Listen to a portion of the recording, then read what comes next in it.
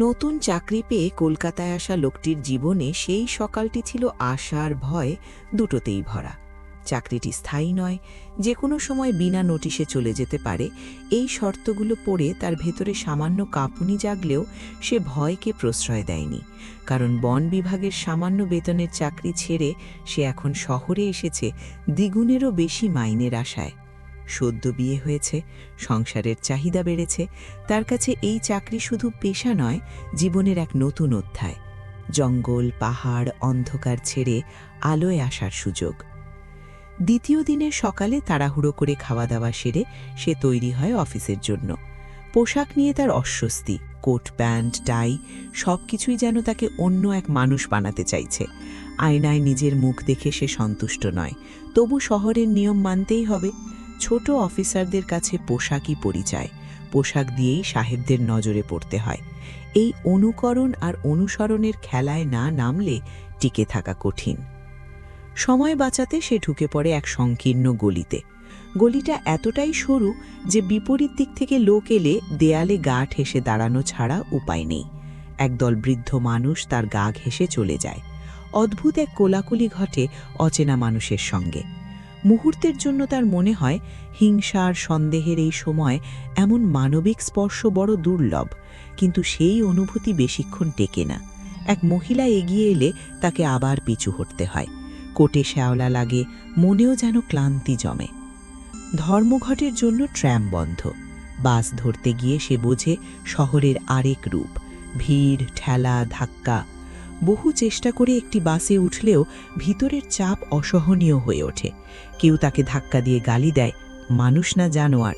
কথাটা তার কানে বাজে। সে যেন নিজেকেই প্রশ্ন করে, জঙ্গল থেকে আসা এই মানুষটি কি শহরের নিয়মে সত্যিই বেমানান? দমবন্ধ অবস্থায় সে নেমে পড়ে, হাঁটাকেই ভরসা করে নেয়।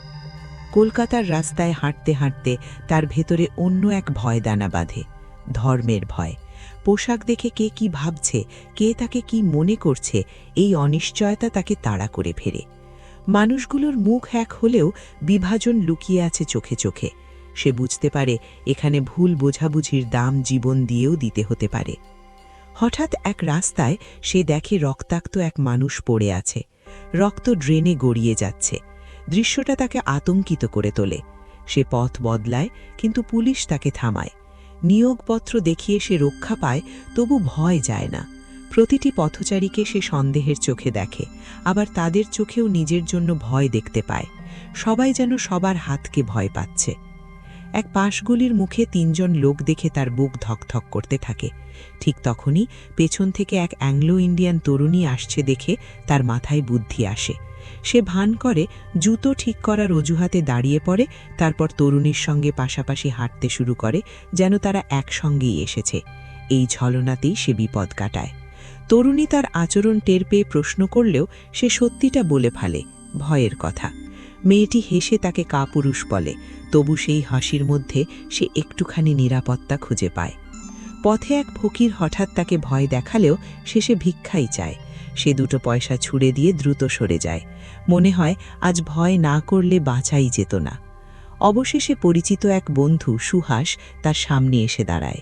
রক্ত মাংসের স্পর্শে সে যেন নিশ্চিত হয় এখনও সে জীবিত, এখনও মানুষ। দুজন একসাথে হাঁটতে হাঁটতে শহরের কথা, মানুষের কথা বলে। সুহাস ছবি আঁকে, মানুষের রক্তে মানুষের চেহারা কেমন সেই বাস্তবতাকে ধরতে চায়। কিন্তু শহর যেন তাদের কথা শুনতে চায় না। হঠাৎ এক ভয়াবহ দুর্ঘটনা। চাকার শব্দ, ধোঁয়া, চিৎকার, সবকিছু এক মুহূর্তে গুলিয়ে যায়। আহত দেহ নিয়ে সে ফিরে আসে, কিন্তু সুহাস আর ফেরে না। শেষ পর্যন্ত সে বেঁচে থাকে, শরীর নিয়ে, কিন্তু ভেতরে ক্ষত নিয়ে।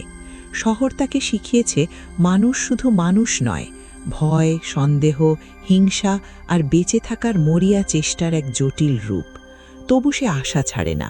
নতুন চাকরি এখনও আছে, ভবিষ্যৎ অনিশ্চিত হলেও সে বিশ্বাস রাখতে চায় একদিন মানুষ আবার মানুষ হিসেবেই বাঁচবে, আর সেও হয়তো সেই মানবিকতার জায়গায় ফিরতে পারবে।